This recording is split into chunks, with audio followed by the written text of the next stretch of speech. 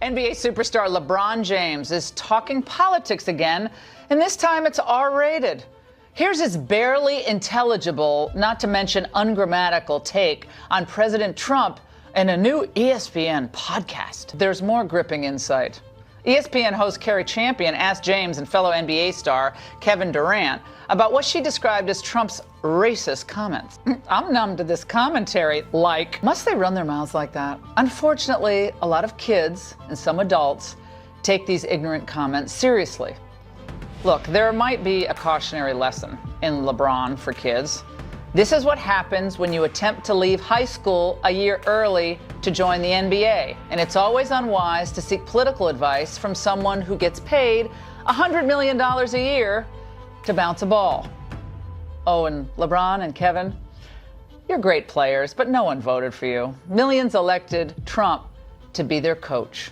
So keep the political commentary to yourself, or as someone once said, shut up and dribble. So I don't usually like to step into the world of politics in my videos. In fact, I don't really have much political views or political opinions, but whenever politics involve basketball and my channel is about basketball, I feel like it is my duty to discuss it. Now, for those of you guys that don't know, Laura Ingraham, who is a reporter on Fox News, whose job is to pretty much defend the president, she came after LeBron James last night. Now, for those of you guys that don't know what LeBron James did, he pretty much called Donald Trump a bum in a tweet and continued to say that the #1 job in America, the appointed person, is someone who doesn't understand the people, and he really doesn't give a about the people. When I was growing up, there was like 3 jobs that you looked up to for inspiration. It was the president of the United States, it was whoever was best in sports, and it was the greatest musician. Ingraham responded last night saying, must they run their mouths like that? Unfortunately, a lot of kids and some adults take these ignorant comments seriously. Look, there might be a cautionary lesson in LeBron for kids. This is what happens when you attempt to leave high school a year early to join the NBA, and it is always unwise to seek political advice from someone who gets paid $100 million a year to bounce a ball. Oh, and LeBron and Kevin, you're great players, but no one voted for you.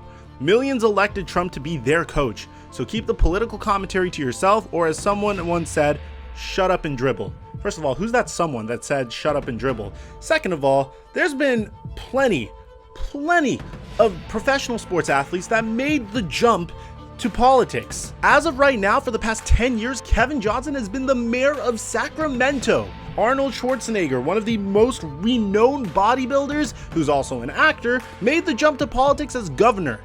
I don't think there's anything wrong with using your platform and, or as us kids like to call it, clout, to give your political opinions on things, because you are an influential member of society, just how Donald Trump was an influential member of society as a businessman prior to running for president. Again, I'm not going to talk about stuff that I don't really know about, but didn't Donald Trump not even have any political experience prior to becoming president?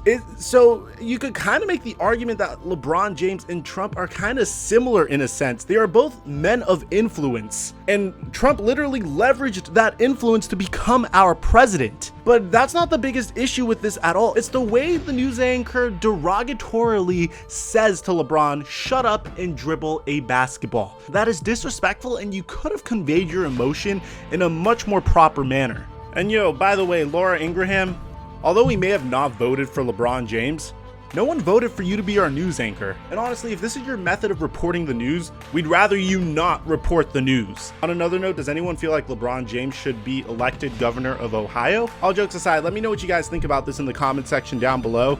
And I apologize if you guys didn't appreciate the fact that if there was a huge political emphasis in this video.